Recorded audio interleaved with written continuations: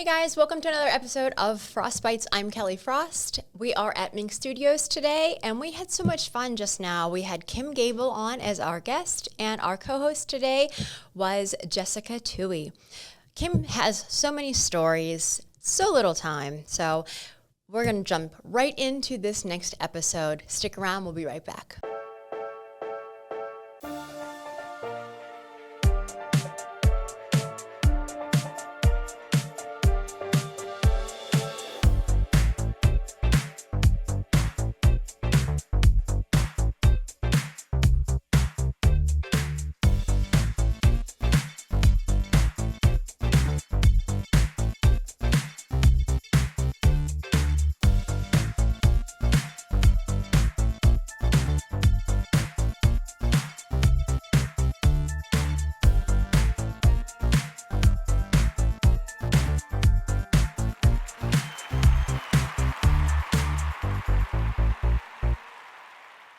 All right, guys, we're jumping right in with Kym Gable today, and of course, our beautiful host, our co-host. Hello. Jess. Thank you for coming today. Oh, thanks for having me. Squeezing us in. Literally. We've got a busy between. day. You're my in-between, yeah. Aw. But the So best. what does that make? So we're like the sandwich here. What are we? Are we like the peanut butter and jelly? I mean, that does get a little messy. Do we want to keep this a little more streamlined, like ham and cheese where you've got clean edges, or creeping off the sides like a gooey grilled I'll cheese? take a gooey grilled cheese. Yeah. We have been talking about grilled cheese all day. Because they're delicious. Now you have me visualizing it and craving it. Do you ever do it with Thanks. bacon and tomato? Oh, I've done it with bacon. Bacon not a and tomato gal. tomato? Okay, well, if you don't like tomatoes, then that, yeah. Don't you love experimenting with different cheeses, though, on your grilled cheese? Yes. No. Except when it goes wrong and then it hits the trash yeah, can. Yeah, because some cheese And doesn't then order a melt. pizza. I'm like Land O'Lakes deli cheese. Like Traditional. A ton, though. The classic. Yeah. Yeah. Like I have to have a plate, like, because it's gonna fall all over the place. There's so much cheese You in gotta, it. yeah, you gotta experiment a little bit though, Kelly. You gotta do like a Jarlsberg or a Gouda. Gouda. Oh, a nice smoked I just like Gouda saying with Gouda. the heat coming off of it. I don't know, but bacon all day long. I could put bacon like on Everything. anything. Yeah. Yeah. Like I could put it on the back of my hand It's and seasoning. just eat it. It is seasoning. Wow, that'd be amazing. Yeah. Oh, you might be onto something. Frequently I am. So we've been talking about cooking and baking because she made cookies today. I know, the And she sugar said she's cookies. not a baker. She's not a a cooker. baker. And I'm not a cooker. I'm a baker. But we discussed that I do crock pots, and they're telling me that, yes, I'm a cooker now because it's crock pots consider that. Yeah, I would. What do you do? I do a little bit of both, and I do neither very well. But I have my go-to recipes that people rave about, so I just tend to stick to those and do little variations on those. What are some of those recipes? So I make a crab cake. Ooh, nice. I make a crab cake. Do you? but- Is it full crab, or are you using? I a use binder? like the chunk. I use chunk, good chunk crab meat when it goes on sale at Giant Eagle. Those big cans stuff's that are like expensive $30. Yeah.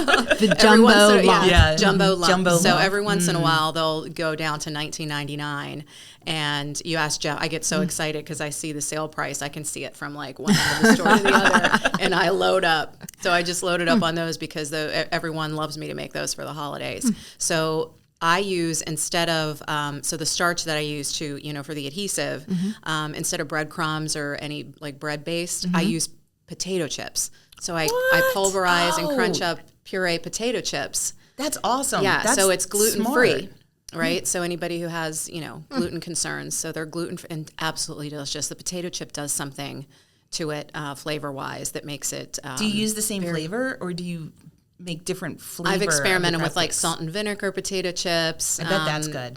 The chives, just to give it a little bit. I just stick to the good old fashioned, just Lay's, pulverized potato chips. You know really I'm from smart. Baltimore, right? You know I'm from Baltimore. I forgot about that, but now, yes, Yes. I do remember. So I think you So- need like a trial run of what you're doing, and I'll come over and taste just to make sure. I used to live in Annapolis, so I'm Okay, going to there throw you myself go. into the mix for that one too. Yeah.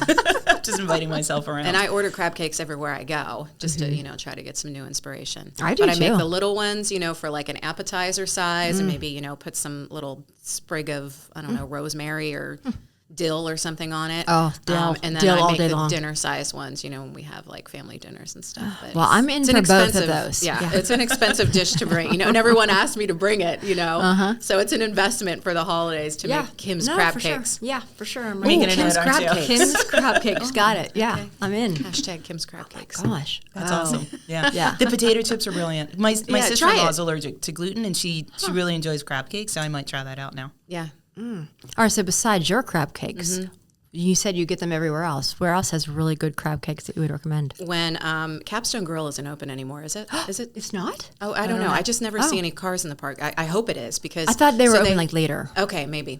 So Capstone Grill was my favorite around here, and traveling, I've had had some amazing ones too. Capstone Grill. I have to try that then. Huh. Yeah. Okay. I love crab cakes. I know. Yeah. And I get disappointed when I go somewhere and I order them and I'm like, oh, these are awful. Yeah, Because they're really not hard. They're not hard, Yeah. but there's so many variations of them. Yeah. Yeah, and I don't do Old Bay, and everybody, I bring I Old Bay love with me Old when I Bay. bring my crab cakes because some people are insistent upon if you have crab or any kind of seafood, you have to have your Old Bay seasoning. So Well, I mean, I don't know. I have a painting in my kitchen of a representation of 4 different Old Bay cans. Such is my love for the I Old love Bay. that. Wow, that's very specific. I forget. I think it was Sam's or Costco, one of those. I got like a big thing of Old Bay. David hates it. So I came up and was like, what are you going to do with that? And I was like, what do you Eat mean? it? He's like, you don't even cook. What are you going to do with that? I'm gonna eat I was it. like, well, when That's it. I do, he's like, okay. But yeah, I mean, Love Old Bay. yeah, it was a Very good deal. versatile. Yeah. Yeah. So when I used to live in Annapolis, we'd go out in January and February for mussel season, and we would just get these overflowing plates of mussels with the butter on the side and then the Old Bay sprinkled on top. It was really good stuff. Take me for seafood anytime. Yeah. Totally. And well, you know my number. Give me a call. I will definitely go with you. Well, Uber. Yeah. Yes. For sure, for sure. My gosh. So we had so much fun last week. My week last week was insane. I had events like every single day. And Inspired Women was one of the events that I had last week. I have such a good time going to all of your events for that. It's one of those events where you don't like think about, oh, I have to go to this tonight. Because whenever you leave that, you just leave so full. Yeah, and I hear that from so many people, and I appreciate that. That means we're doing something right. Because my cup empties a lot. Right, I know. And when I get there, I'm like, oh, good, I get to fill my cup today. Yeah. That's really how I feel. And they are there to fill it for us. The nonprofits, the members. You go there with an expectation. There's a structure. You might know who you're going to see member wise, but you never know what stories you're going to hear from the nonprofits themselves. And I think that's why it's not so burdensome. That you have to go to something, you're a member of something, there's something on the calendar, and you're overwhelmed. Especially this time of year. But I hear everybody say that because you never know who it's going to be. You never know what story is going to inspire you personally. But we're there collectively to give back to those nonprofits, and just knowing you're making that difference is what makes it so fulfilling. Yeah, I love it. And with Peel, we always have all these, nonprofits we're working with. I always bring them. Yeah, I know you do. Yeah. I know. And that's so important. And think about how many, we know the big nonprofits around here that have deep pockets, that have an advertising budget. But there are dozens and dozens, hundreds of smaller ones out there with a niche, with a very intentional and specific purpose.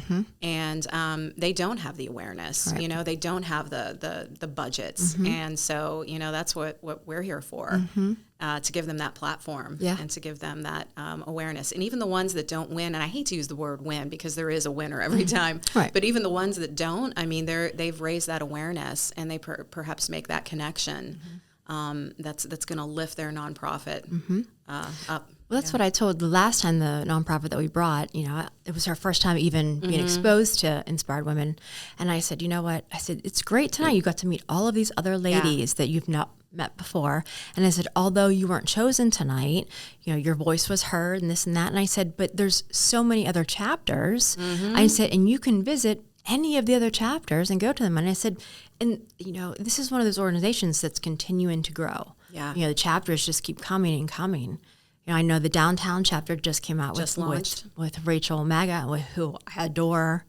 And I said, constantly they're growing. So, keep coming. And that's organically and naturally how it grows, because you just mentioned Rachel. So she was a member of Inspired Women Paying It Forward South, of our chapter. And she just, came to me one day and she's like, I have this idea. Like, what if I were to start one downtown? And I'm like, girl, And so by the next quarter, I helped her launch that one. And, that's what we do. And if I could make a little announcement, am I allowed to do that? Sure. Yeah. So the first time ever, we just literally found out 24 hours ago, we've put into place the launch of our 8th chapter of Inspired Women Paying It Forward, and it's going to be in Fayette County, probably in the Uniontown area. So Inspired Women Paying It Forward, Fayette. So that'll be our 8th chapter. Wow. Yeah. Congratulations. Yeah. A gal named Brittany Remington, Brittany, is going to run that one. So I'm going to help her launch that, and we just keep doing it. Oh, it's fantastic. And it's like literally gone viral now. And so that momentum is picking up. And, we had kind of had this figure in our head in this sort of mathematical timeline, like when we're going to reach that collective $1 million in giving and donations. And we thought, maybe 2.5 years. But the way we're going now, we're thinking, probably 2026 for sure. Wow. Sometime in 2026. What a goal to have. But I think you guys, it's going to come sooner. I see it. The more chapters that open, the more members we get in our individual chapters, because we want the chapters to grow too. We don't only want to grow by the number of organizations that we have, but we want to grow within each chapter as well, and that's happening too. But the most wonderful thing is when somebody who's a member of your chapter, like Brittany, says, can I do this in my hometown? Of course you can, and I'm gonna help you do it, right? And as you can see, like I'm so passionate about it. It is a lot of work, running. It's a lot of work, but it is the most fulfilling thing that I've ever done. And I knew I wanted to do something like this like decades ago. I just didn't know how it was going to manifest. I didn't know what it was going to be, like what it was going to look like, what shape it was going to take, but I knew it. I knew it. I just didn't know how, and I didn't know when. Each chapter is so different too.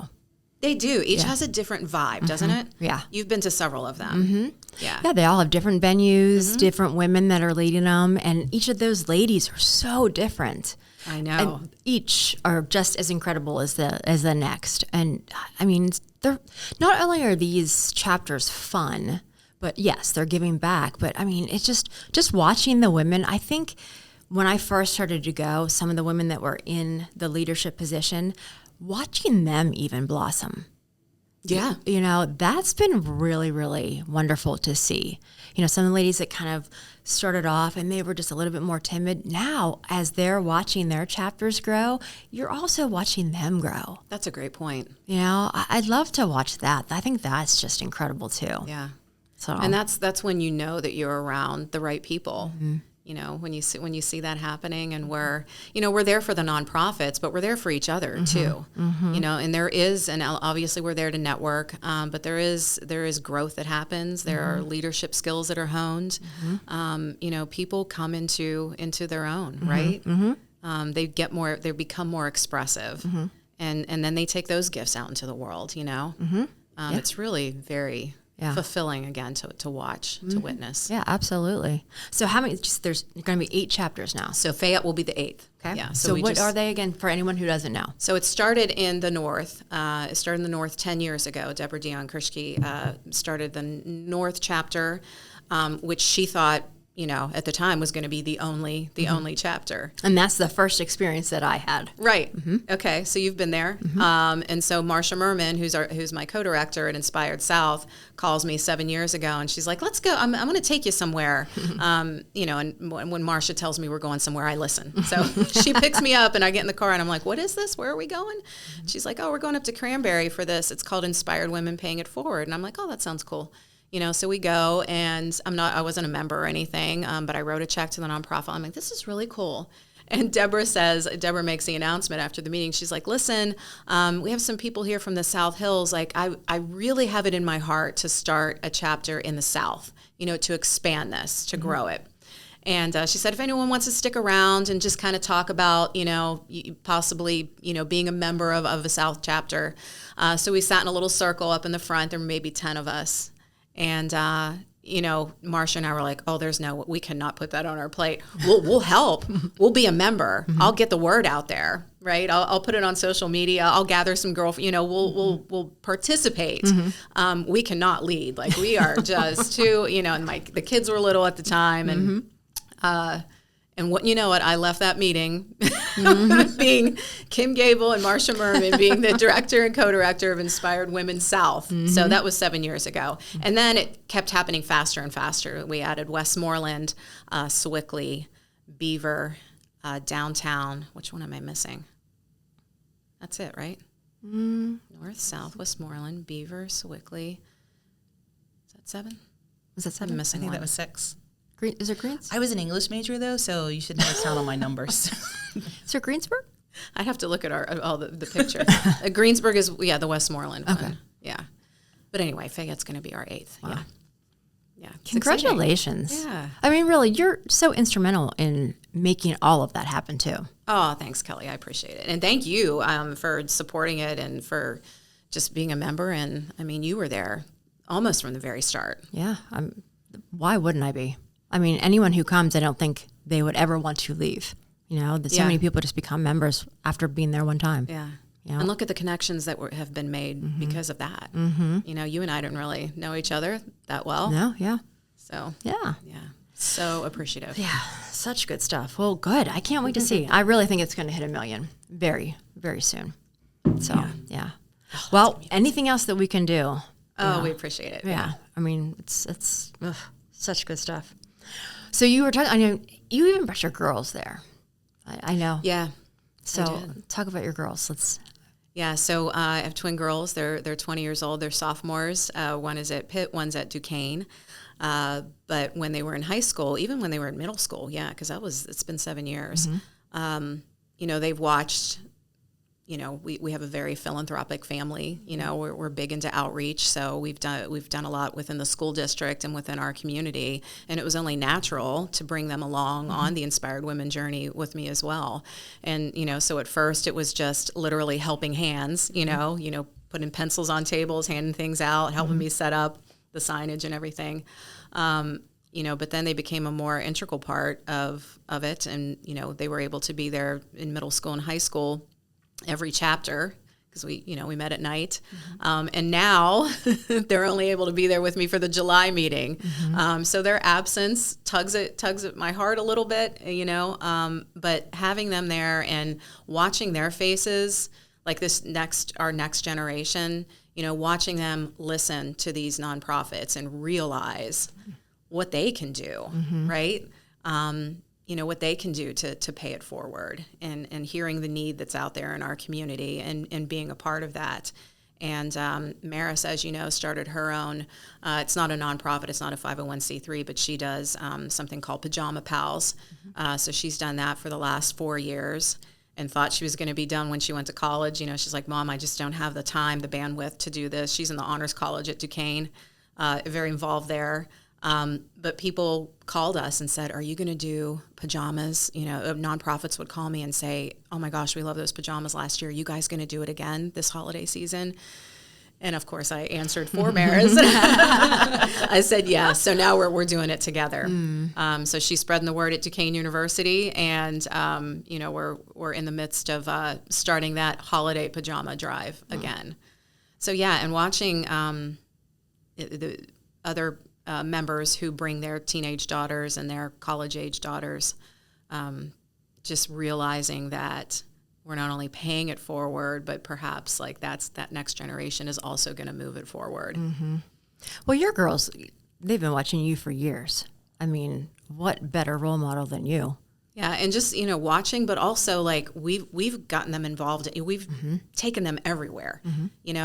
Shown them everything, introduced them to people who might not be, the typical person that they would meet every day. just exposing, our young people to everything possible. Like, we've just made them part of our own journey.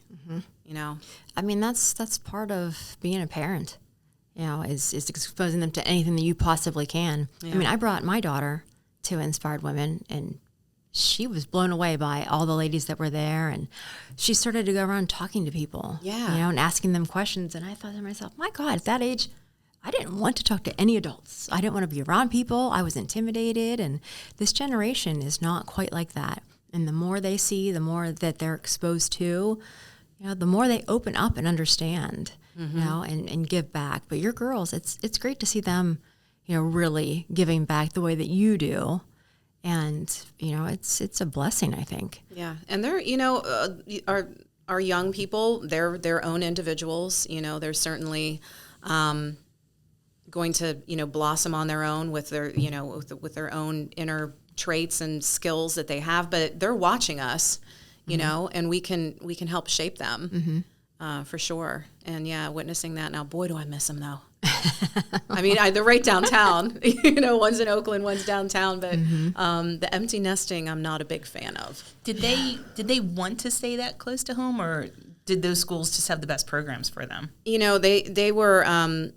One wanted to go to UCLA, and the other wanted to go to Columbia for the longest time. And so, and then we had some crises in our family, all at the same time. And I think they realized the advantages of being close to home, not only for crisis moments and for things like that, but also for the joyful moment, for family to be together. And listen, I have friends and we have family whose, their kids went off and they're living their lives, they're living their dreams. They went off to colleges across the, the West Coast, maybe even overseas. But we did not persuade them or encourage them to make that choice. They made it on their own. But I think they saw, because their family is so important to them. So I think they saw when good things happen and when unfortunate things happen, being close to family is really important to them. So they made that decision to You took them out to UCLA though, didn't you? We did. Yeah. We went out there, took Helena to Columbia. Again, we wanted them to see it, feel it, be there. But when the time came, they wanted to be close. And I was like, so very cool. Yeah. I mean, that's a drive. That's a flight. I mean, that's right. It's far. Getting on a plane. I mean, to go. I'll drive several hours. But getting on a plane that would have been tough. So, but people do it every day. I don't know. I mean, I love my kids, but I want them close. I don't want them on the other side. I know. Yeah. I know. That's far. I don't care about Zoom and everything else. No, there's nothing like tactile, like being there, being present with your family. Yeah, for sure. Well, I mean, and it's not like a Yinzer thing either. A lot of people say, "Oh, all the Yinzers, they never leave Pittsburgh." No, it's not. It's not a Yinzer thing. Yeah, it's definitely not. But have you ever seen her on a Positive Notes? Yeah. Yeah. What's your favorite one? Putting you on the spot. No, thanks for putting me on the spot. That I'm just, my brain is just not going to cooperate. Appreciate that. No, please. Have you been doing a lot lately? I have. Not as many as I used to. I still try to do one a week. Wow. Okay. So they're longer form feature stories, that take some time and finesse to do them the way that I want to do them. So I mean, I have so many favorites. A couple of them were, Emmy nominated. I didn't know that. Yeah. A couple of them have been nominated for Emmys. Didn't win an Emmy for one yet, but there's still time. Yeah. It's still new. But telling those stories. And listen, it's never, I know it's not a journalist's job to like get involved or get emotional, with what we do with the stories we put out there. I don't listen to that because I do. I do get emotionally involved. So there's something really special that happens when we're able to tell stories like that. I do get so involved with them, and they we've seen several of them actually make change. You know, we've told stories that have gotten people, you know, the lung transplant that they needed, and you know, they got to live a longer life because their story was shared. There was a little boy named Fred who's has a terminal illness, and his wish was to learn how to play the violin. This little 10-year-old boy, and didn't want to go to Disney World, didn't want to meet a Steeler. Wanted to learn how to play the violin, and it got his wish. Learned to, you know, Make-A-Wish gave him violin lessons, and then the lead violinist from the Pittsburgh Symphony Orchestra saw the story, saw the On a Positive Note story, and invited him to the Pittsburgh Symphony. Oh my gosh. That's incredible. And brought him backstage. Yeah. And we were there for that. So it's just kind of those peripheral things that happen. It's like the collateral of the stories that we tell. That may, I mean, those are only two examples. I can sit here forever and just tell you, you know. So I know, right? But that's that's the news that people right, and especially right now, because I used to be a newspaper reporter, and it's just so much. It's so crude, but if it bleeds, it leads, and that's what the headlines and the sensationalism. But I have some of the stories that I worked on similar to what you were describing, and those are the ones that stay with you. Those are the ones that people remember, and when you're out talking to people, those are the ones that they come up and they say, I enjoyed this so much. I appreciated you telling this person's story. And I feel like we all need that right now. We need to see that there are good things. We need that. We need almost a daily reminder of that. The doom scrolling and everything on social media and all the chaos in the world right now. Let's just take a step back and let's remind ourselves frequently that there are some really good things. There are really good people. There's really good events. There's really good activities. And let's highlight those things. Yeah. And you're right. And I think, you know, speaking for KDKA specifically, you know, I've been there for 19, almost 20 years now. Wow. And have been telling stories like this for that long and before that too at other stations. But I will say KDK, I think, has their finger on the pulse of that community mindedness and that, you know, highlighting the uplifting, you know, unsung heroes. It's important to us. And, you know, the people who say, because I get it all the time, aren't you that news lady? And yes, you know, hello, nice to meet you. I don't watch the news. It's too depressing. So first of all, if you don't watch the news, how do you know I'm the news lady? Secondly, I know you're not watching the news because if you were watching KDKA, you wouldn't say that. On a daily basis, I just sit there and I soak it in, and sometimes I count like how many stories that we're doing that are, first of all, we're raising awareness, important stuff, but also showcasing those things, showing people what Pittsburghers are doing to lift each other up, showing how Pittsburghers are filling the needs. We do a lot on a daily basis. I mean, a lot, more than you would think. So I would encourage people who say, I don't watch the news, it's all negative, it's all depressing, tune into KDKA, and we do so much content that we're able to get out there and tell more of those stories.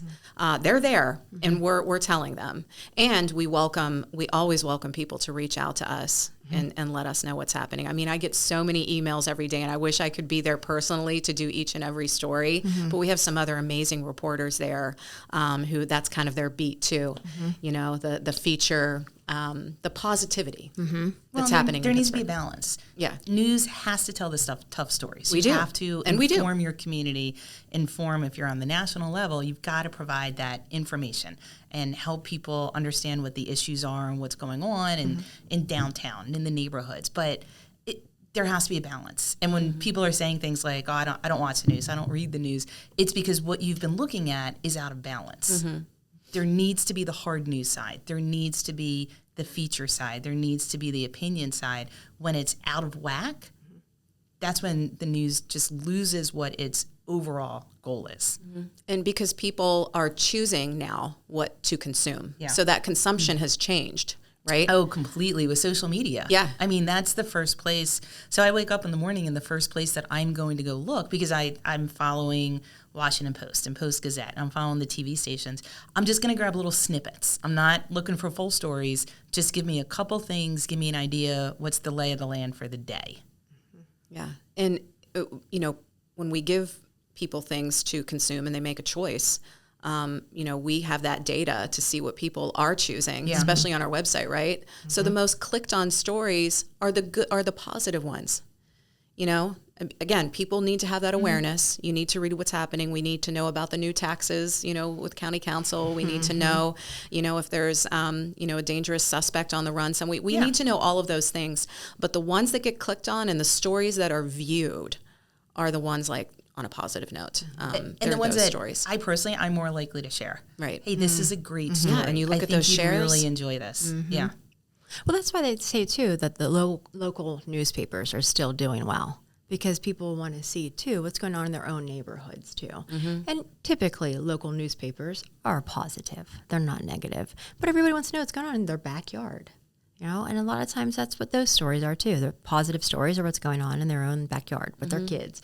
Everybody wants to see what's going on with their kids. Yeah, their kids, their neighbors. Yeah, people, Pittsburghers, I like to say they're territorial. We all love our own neighborhoods. But I think, I love showcasing what's happening in like all these neighborhoods around, and it just I think creates a bigger bond as we're all Pittsburghers. We're all Yinzers, right?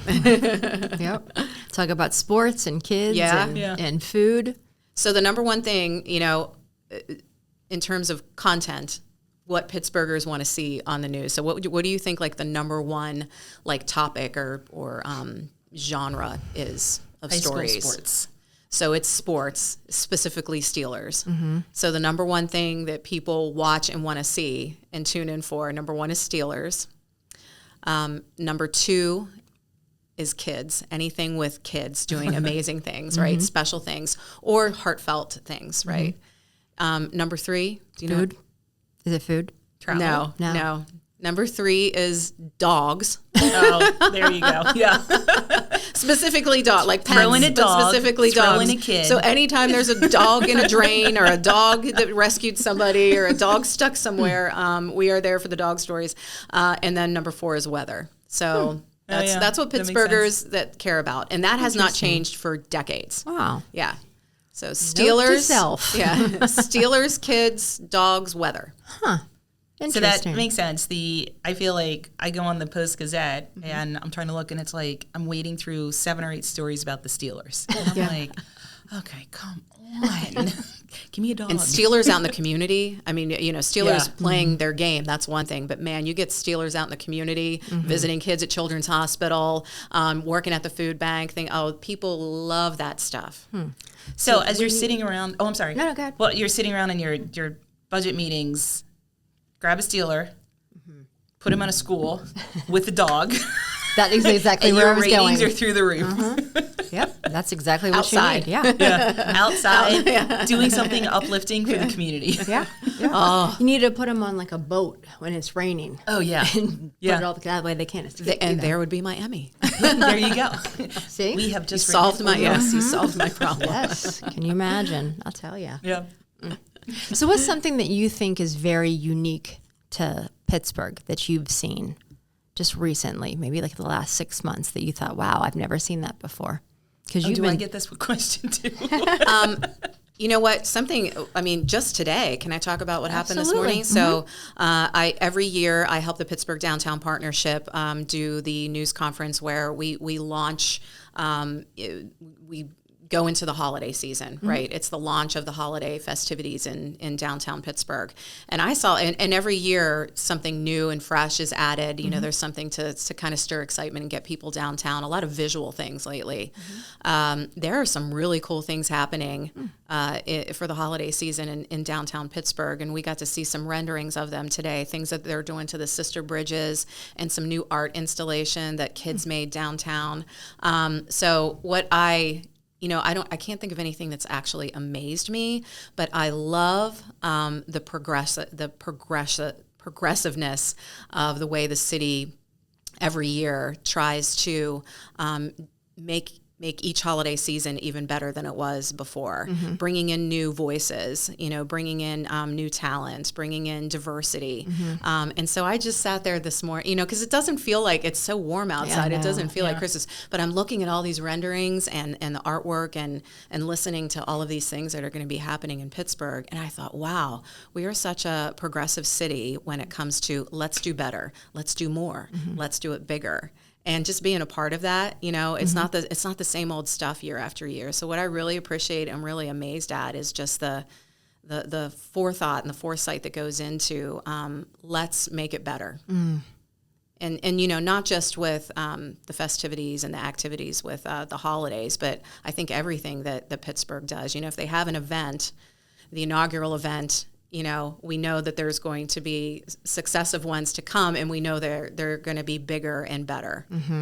So growth, I love to watch that. Yes, never stale. Never stale. Yeah. So can you tell us anything that's going to be coming up, or is it all still top secret? No, there was so much that I learned today. My head was just blown off. But it's all on the Pittsburgh Downtown Partnerships website.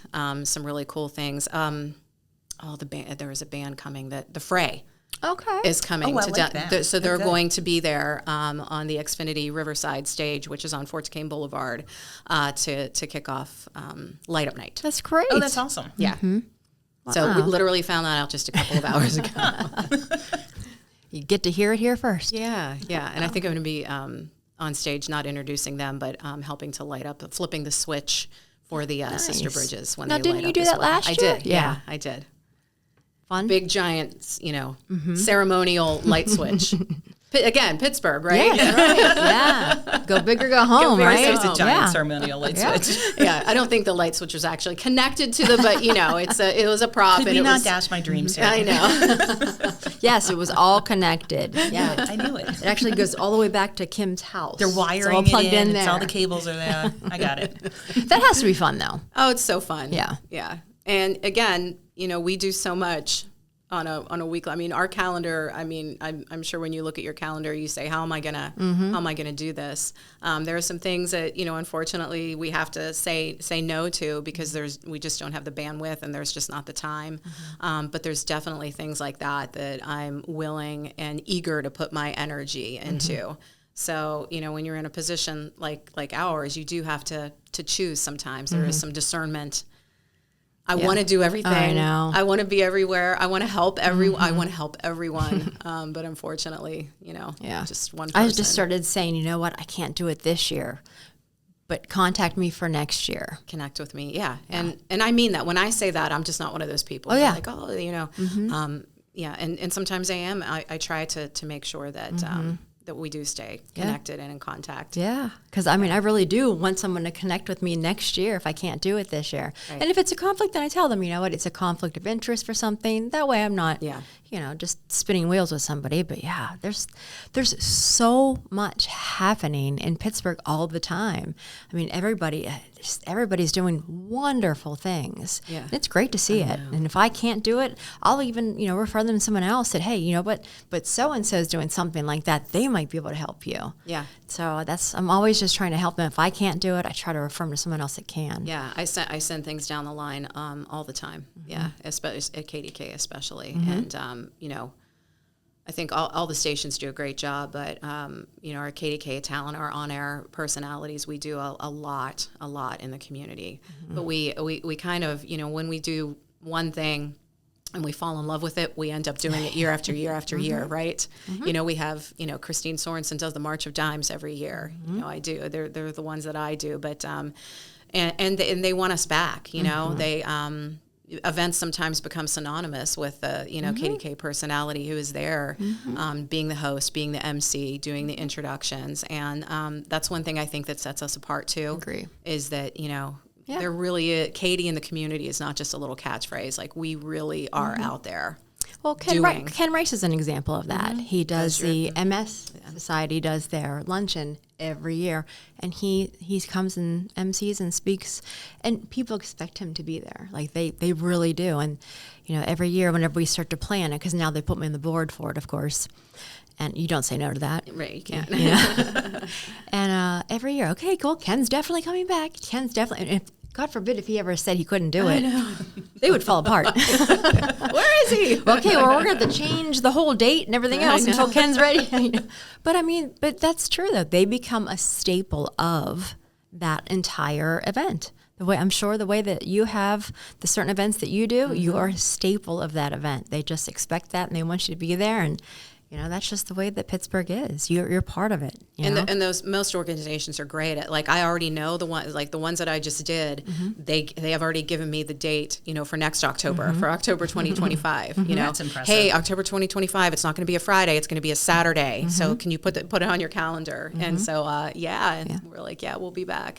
So my calendar for 2025 for September, October, it's already filling up. Yeah, but that's not abnormal. I mean, for Peel, we just did all of our dates for next year, and I'm literally sending it to all of the leaders of the other events that I attend to try to make sure that we're not overlapping. It's one thing you and I did when a couple of years ago I said, listen, we're going to meet on Tuesdays. Like, give me your dates so that we, don't conflict, because I want to be there for you. You want to be there for me, and we want our membership to be there for each other, right? Yeah. So we never want people to have to choose. Right. We want everyone to be able to go to everything, and we want to be able to go to everything as well, so we can support. But yeah, and people appreciate that. I mean, the more structure, the better. I agree. The more I know in advance, the better. Yeah, we're planners. Yeah. Which is great, because not everybody is. So if you have more planners, the better. Yeah, it's good. There's so many good things happening. I'm really proud of Pittsburgh. Me too. Yeah, really am. There's so many amazing people, and when those people all come together, it's breathtaking sometimes, just when you get a chance to stand back and just watch other people just shine and see just the hearts of others and see what they're accomplishing and who they're helping. It takes me back sometimes. Yeah. And I go, I'm a lifelong learner. Like, I'm always, I'm so into personal development, and I'm never going to stop learning. I know, and I just thirst for it, and I love it. So when we do things like this, we're growing, we're learning more. I mean, I learn something every event I go to.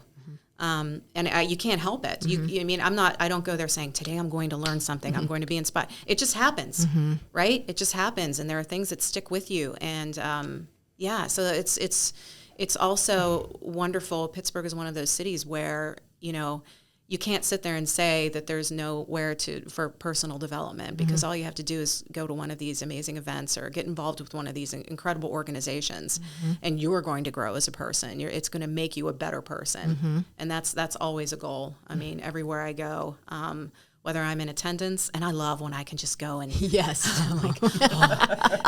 I'm not in charge. I always have a mic in my hand or a mic on me. I mean, somewhere, but and I love it. Don't get me wrong, but I also love when I can just sit and be an attendee and learn and watch and grow and have a great time and be with my girlfriends and and I've done a couple of those in the past few weeks, and it feels good.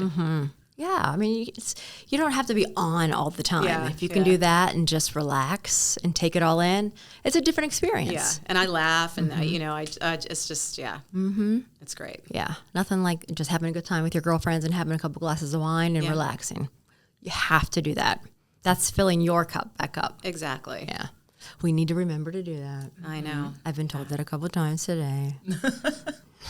Yes, you do. But I mean, think of all of the events that lend themselves to that, right? I mean, you can go and have a great time, and you're making a difference too. I mean, and learning, all of the above.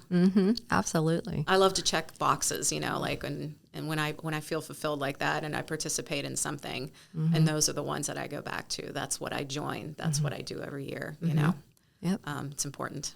That's what we do our girls' weekend up at Ogleby, which I know you're so familiar with. It's my hometown. Yes. Wheeling, West Virginia. But we do that, and it's a whole weekend, but like we have a great time, tons of shenanigans. Yeah. But then like we bring a chef up, right? Again, I don't cook. So we bring a chef up. Gotta bring a chef. and he makes an amazing dinner on Saturday. Oh, that food was so good. Yeah. Yeah. But then, so Jason Capps did it the first several years, and then when he was traveling to Italy, as one does, he gave us some references, and we had another chef, and amazing again. But he not only just makes dinner, but he's making it for us and showing us everything, but teaching as he goes, which everybody learns so much. I mean, I did. I actually learned some things on how to cook, and I had no idea of some of the things that he was showing. I'm like, oh, that's what you do to the chicken to make this. I didn't know that, but I was learning things as I was there on Girls Weekend, and I was all right. And Jason made this butternut squash soup. Oh, and I was like, oh, there's no way I'm going to like this. And he's like, try it. I felt like I was 5. And I'm like, I'm not going to like the soup. I don't want that. And he's like, just try. It was the best soup ever. And then when everybody went home, I'm watching all these photos and everyone's like, I made Jason's soup. It wasn't like Jason's, but it was so good. But everybody was trying something new, you know, and at the end we have like the clothing swap, and what's left over, we donate to Treasure House. So there's always just so many different aspects, even though we're all having fun and, you know, drinking wine and everything else, we're learning how to cook. Yeah. It's immersive. Like you're immersing people into something different, showing them something different. But it's also they don't know. Very much needed escape. So I did my first Girls Weekend this time around. And so the chef made pickled blackberries, which I then made for Easter dinner because I'd never even considered pickling anything, but much less a blackberry. Yeah. But then I spent that weekend laughing, just laughing my ass off, which was the most needed thing in my life by that point. And it was just fantastic. It's just that get away from life, get away from work, get away from any kind of stress that you have, and just go and relax and just enjoy company with other women. And I mean, it's 15 women in one house. Yeah. And it was amazing. It was explosive laughter. And I think I've done 8 of them. I mean, you know this about me, Kelly. I love being silly and just nonsense. Like there's a part of me that, I love humor, and I love making people laugh, and I love people that make me laugh. So I just crave that sometimes, and that's when I know I need to get away, just to be my silly, nonsensical self. You know, because there is a part of me that is that, which is great. Yeah, you know, everybody should have a lot of different parts to them and be able to show it to everyone. Wow. Maybe not everyone. Well, not maybe everything for everyone. There's a time and a place for all the right people. That's okay. Girls' Weekend is definitely that time. Yeah. We definitely need that. But all right, well, this was fun. Yeah, I'm it was glad fun. you could come. Yeah, good to take a little break. Yeah. Well, we do like to end all of our podcasts with a little frostbite. Okay. So I always let the co-host ask the last question. Is this what you're going to ask me? What kind of tree I am, or something? What kind of tree? You tree could if you want to talk. And if you say weeping willow, no. I'm a springbark oak. I'm not a cactus. No. Okay. Do you need a moment? Yeah. Spit take. All right. Well, wait a minute. There was a. No, because here it is. What's a frostbite of humor or lighthearted advice that helped you keep your cool during a challenging time? I didn't have that one marked, which is why. But when you just said you have this silly side of you, I thought that question might feed into it. She pivoted. During a challenging time? What's a frostbite of humor or lighthearted advice that helped you keep your cool during a challenging time? So, I don't know if this is okay. So,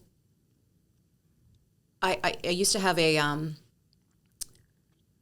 thing with feeling like people were judging me all the time. So there was a time where I couldn't get up on a stage and I couldn't speak I'm fine in front of the camera, but there was a time a couple of years ago, and I speak about this sometimes, where I couldn't do it. I couldn't get up and talk in front of people because I felt everyone's eyes were like these little orbs of judgment, and I couldn't look at people. I couldn't do it. I would almost pass out.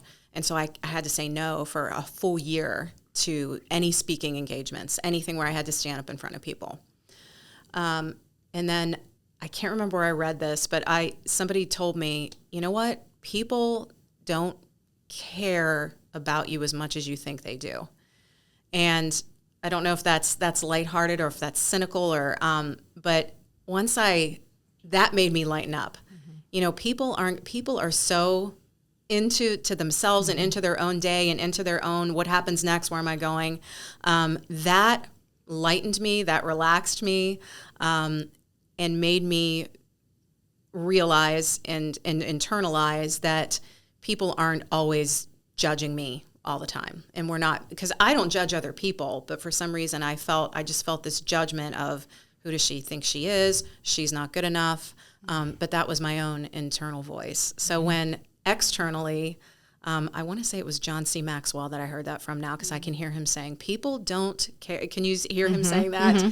People don't care about you as much as you think they do. And it's not saying that people don't care, but they don't, if you mess up, or if you're not, the sparkling, scintillating personality that, I try to be every single day. It's okay to be human. It's okay to be nervous, and not everyone is out there judging you. So the advice that I give in my coaching business too, because I'm a public speaking coach, ironically, because I got over my stuff, and now I'm helping people get over theirs. So, that, and it always helps people relax. Like, I see their shoulders go down. And so I have to tell myself that every time I get up in front of a mic or on a stage, that these people are not here to judge me. They're here to learn. They're here to hear what's happening next. They're here for a reason, and it's not to judge Kym Gable. So people don't care about you as much as you think they do. I feel like with all the pressures of social media, it's pervasive, and it's just destructive. Being reminded that when you're out in the real world, people aren't judging you. They're not looking at your clothes and, oh, where did she get that? Or your hair isn't perfect, or your makeup is a little smudged. We all have those days. Yeah. I mean, you do entire episodes on imposter syndrome, not feeling good enough, not feeling like you belong up there. I mean, that's as destructive to women as you can possibly get. But then that reminder that we're all busy, we're all focused on our own lives, and no, I'm not going to judge somebody who gets up and they flub whatever their opening remarks are, because they've got the guts to get up there and do it. It's just I feel like that's just, it's almost like a daily reminder that we all need. Yeah. And I'm okay now with saying, you know what? That probably wasn't my best. But I mean, how can you be 100% illuminated in grandeur every single day? Like, you can't. Yeah. And I had a day like that recently, and it wasn't, I was probably at 92%, but I'm okay. But before, I would have just, disintegrated into myself if I wasn't at that 100%. So now I'm fine with that. I'm getting there. I mean, I'm good with 60%. Love it. All right, guys. Well, that is our episode with Kym Gable. You don't have to be 100% of the time. Yes. And we will see you guys in the next episode. See ya.